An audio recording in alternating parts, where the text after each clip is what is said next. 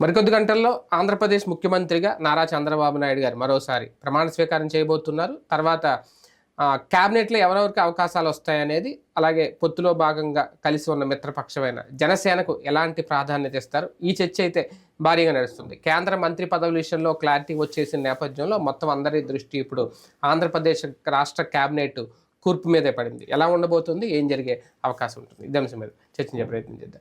ఎలా ఉంటుంది సార్, కొత్తగా ఏమన్నా చూడబోతున్నావా? క్యాబినెట్ జనసేన ఉంది, ఇప్పుడు లాస్ట్ టైం అంటే 2014లో జనసేన పక్కన ఉంది, ఇప్పుడు జనసేన డైరెక్ట్గా ఉంది, అందులోకి 100% స్ట్రైక్ రేట్తో ఉంది. క్యాబినెట్లో ఏమన్నా మార్పులు ఉంటాయా, చేర్పులు?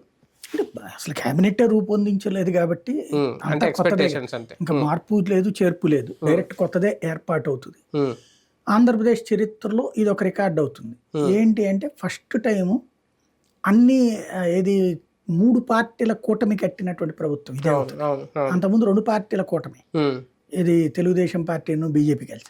అంతకుముందు తెలుగుదేశం పార్టీ మిత్రపక్షాలతో కలిసి పోటీ చేసిన మంత్రివర్గంలోకి తీసుకున్న దాఖలా లేదు.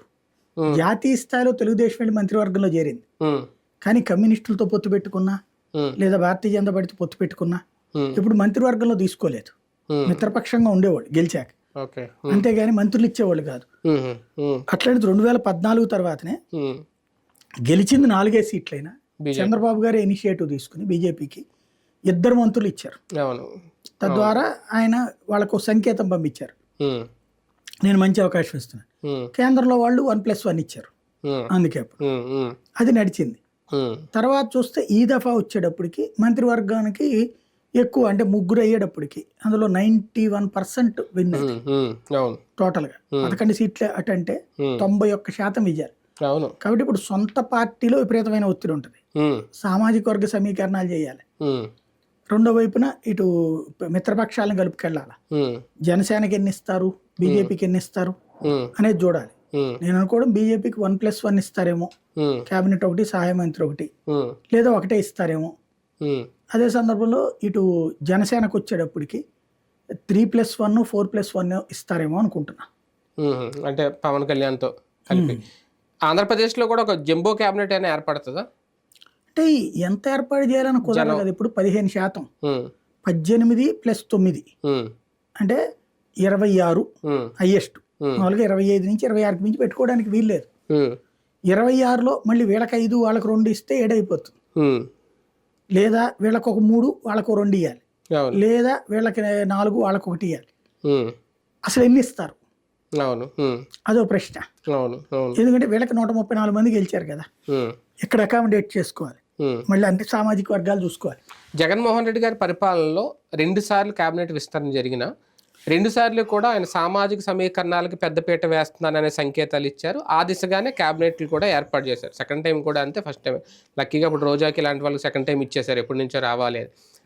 ఆల్రెడీ కృష్ణారెడ్డి గారు లాంటి వాళ్ళు చూసుకుంటే పాపం ఫస్ట్ నుంచి మొండి చెయ్యి, చివరికి ఆయన క్యాబినెట్లోకి రాలేకపోయారు, ఆయన కళ అలాగే ఉంటుంది. అవి చూసిన బాబు గారు ఇప్పుడు ఎంతవరకు సామాజిక సమీకరణాల విధానంలో వెళ్తారు, లేదంటే పూర్తిగా దాన్ని పక్కన పెట్టాలా? ఎప్పుడైనా సరే ప్రాంతీయ పార్టీలో ఉండేటటువంటిది నాయకుడు ఫార్ములాని బట్టి ఉంటుంది. ఇప్పుడు జగన్ ఆ ఫార్ములా తీసుకుని ఫెయిల్ అయ్యాడు, అట్లా చంద్రబాబు నాయుడు ఆ ఫార్ములా తీసుకోకుండా ఉంటారా? అంటే అలా తీసుకోవడం వల్లే రెడ్డి సామాజిక వర్గం ఇలా కొన్ని దూరం అయినాయి కదా. ఇప్పుడు కూడా ఈయన తీసుకుంటే మళ్ళీ కమ్మ సామాజిక వర్గం, రెడ్డి సామాజిక వర్గం ఓట్లు ఏమైనా దూరం అవుతాయి, ఆ ఆలోచన ఉండదా? క్రిందసారి అట్లాగే చేసి మరి ఓడిపోయారు. ఎందుకు ఓడిపోయారు? అప్పుడు జాగ్రత్తగానే చూసారుగా, బీసీఆర్కి డిప్యూటీ సీఎం ఇచ్చారు, అవును, అట్లాగే కాపులకి ఇచ్చారు, ఆయనకి ఎందుకు ఓడిపోయారు? హోంమంత్రి. కాబట్టి క్యాబినెట్ బేస్ చేసుకుని గెలుపోవటంలో ఉంటాయి అన్నటువంటిది భ్రమ. బేసిక్గా తనకి ఎంత పనికొస్తారు, ఎవరు పనికొస్తారు, ఏ శాఖలకి ఎవరెవరు సూట్ అవుతారు, అట్లాగే తన పార్టీలో ఇంతకాలం నమ్మినటువంటి వాళ్ళకి ఏమి ఇవ్వాలి. అలాగే మొట్టమొదటిసారి ఆయనకు ఇంకొక ఈక్వేషన్ సమస్య వచ్చింది. రెడ్డి సామాజిక వర్గం ఫస్ట్ టైం ఇంత భారీగా తనని నమ్మింది, వాళ్ళు రాజ్యాధికారం చూసినటువంటి వాళ్ళు. ఇప్పుడు వాళ్ళకి అందులో అనుభవించలేకపోయామని బాధపడుతూ ఇటు వచ్చినోళ్ళు వాళ్ళకి ఎంతవరకు షెల్టర్ ఇస్తారు, వాళ్ళకి ఎన్ని అవకాశాలు ఇస్తారు, ఇది కూడా చర్చే. అవును, అంటే అప్పుడే చాలాసార్లు అనుకున్నారు ఏదో మంది ఎక్కువైతే మజ్జిగ పలచన అవుతుంది అనేది. ఇప్పుడు ఏకంగా రెడ్డి సామాజిక వర్గం ఓటు బ్యాంకు, వీళ్ళ ఓన్ బ్యాంక్ అనుకున్న కమ్మ సామాజిక వర్గం, పవన్ కళ్యాణ్కి సపోర్ట్గా వచ్చిన కాపు సామాజిక వర్గం, అంటే బీసీ ఎస్టీ ఎస్టీలని వీళ్ళకి ఎలాగ కొంత ప్రాధాన్యత ఇచ్చినా వీళ్ళకి కూడా కీలక ప్రాధాన్యత ఇవ్వాల్సి వస్తుందా ఇప్పుడు కేబినెట్ లో? ఇస్తారా? అది ఇక చూడాలి, ఆయన మంత్రివర్గం అయ్యాక చూడాల్సిందే కానీ ఆయన ఫార్ములా ఏంటి, ఫార్ములా పెట్టుకున్న జగన్ ఫెయిల్ అయ్యాడు కాబట్టి ఫార్ములా కాకుండా అవసరము అవకాశాలు ఉంటాయా అంటే సబ్జెక్టుని బట్టి ఇచ్చుకుంటూ వెళ్తారా, అసలు ఎన్ని శాఖలు ఇస్తారు? ఇప్పుడు బీజేపీ సెంటర్లో చెప్పేసింది 5 పైన ఉన్నటువంటి వాళ్ళకి ఒక మంత్రి ఇస్తున్నాం అనేసి, కొంతమంది క్యాబినెట్ ఇచ్చింది డైరెక్ట్ గా, కొంతమందికి సహాయ మంత్రులు ఇచ్చింది. కాబట్టి అట్లాగే అసలు ఏం చేద్దాం అనుకుంటున్నాం? బీజేపీ క్యాబినెట్ ఇస్తారా, సహాయ మంత్రి ఇస్తారా? జనసేనకి ఎన్ని క్యాబినెట్లు ఇస్తారు, ఎన్ని సహాయ మంత్రులు ఇస్తారు? ఇప్పుడు వీళ్ళ వైపు నుంచి ఇప్పుడు ఎట్లయింది మీకు సెంటర్లో ఏం జరిగింది? ఆంధ్రప్రదేశ్ నుంచి వీళ్ళిద్దరికి ఎందుకు దెబ్బతిన్నారు? పురంధేశ్వరిను సీఎం రమేష్. ఇప్పుడు పురంధేశ్వరి కమ్మ సామాజిక, ఇక్కడ పెమసాని చంద్రశేఖర్కి ఇచ్చారు కమ్మ సామాజిక, మళ్ళీ ఇద్దరు కమ్మకి ఎట్లా ఇస్తారు? అందుకని ఇవ్వాల. అట్లాగే రామ్మోహన్ నాయుడు వెలమ సామాజిక, ఇటు ఈయన వెలమే సీఎం రమేష్, ఇద్దరు వెలమలకి ఎట్లా ఇస్తారు? అందుకని ఇవ్వాల. అట్లాగే ఇప్పుడు ఇక్కడ కూడా సేమ్ ఉంటుంది, దీంట్లో కూడా కులపు ఈక్వేషన్లు ఉంటాయి. ఇప్పుడు ఫర్ ఎగ్జాంపుల్ కమ్మ సామాజిక వర్గానికి తెలుగుదేశం నుంచి ఎక్కువ ఇచ్చి కాపు సామాజిక వర్గం నుంచి జనసేన నుంచి ఎక్కువ వచ్చాము, అప్పుడు తెలుగుదేశంలో కాపులకి తక్కువ సీట్లు వస్తాయి అవకాశాలు.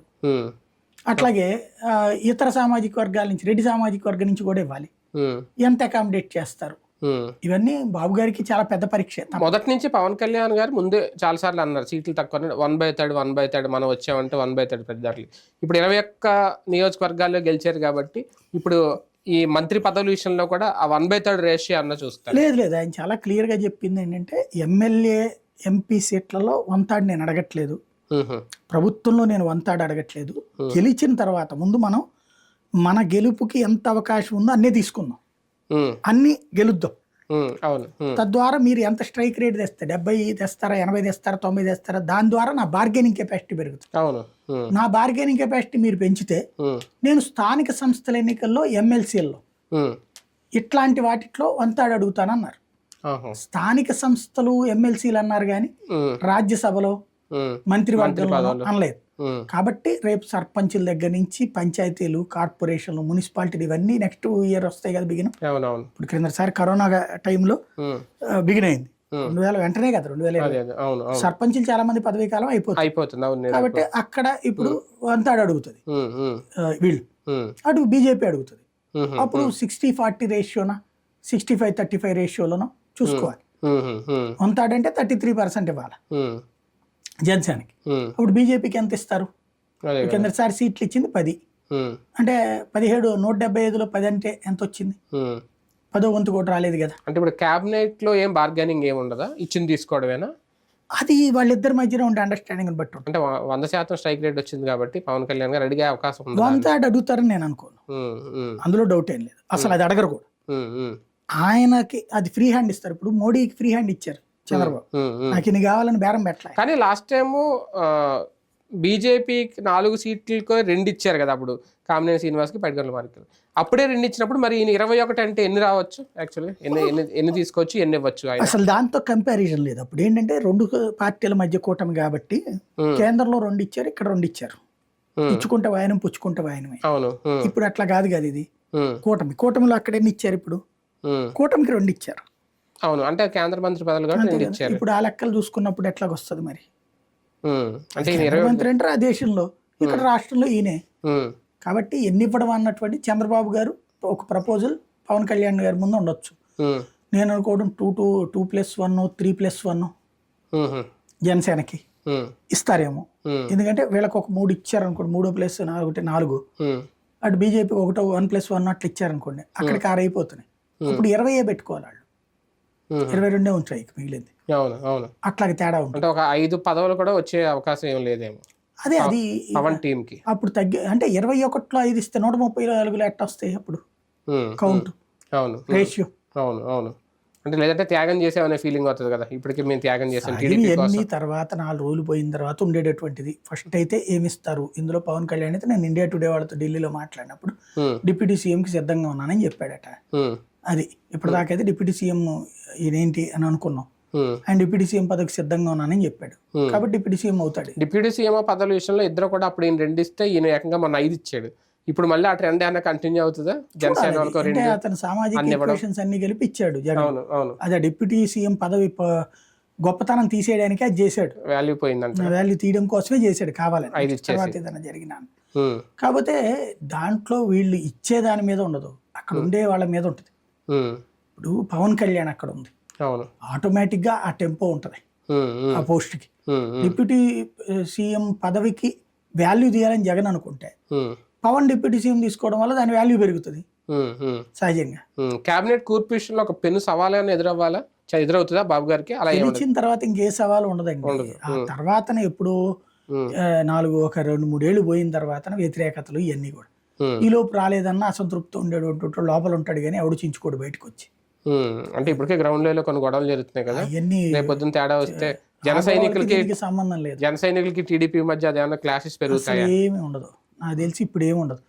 నాయకులు బలంగా కలిసి ఉన్నప్పుడు కిందలో ఉండేటటువంటి ఇవన్నీ ఉత్తుత్తి వ్యవహారాలు, అంతే కాలక్షేప వ్యవహారాలు.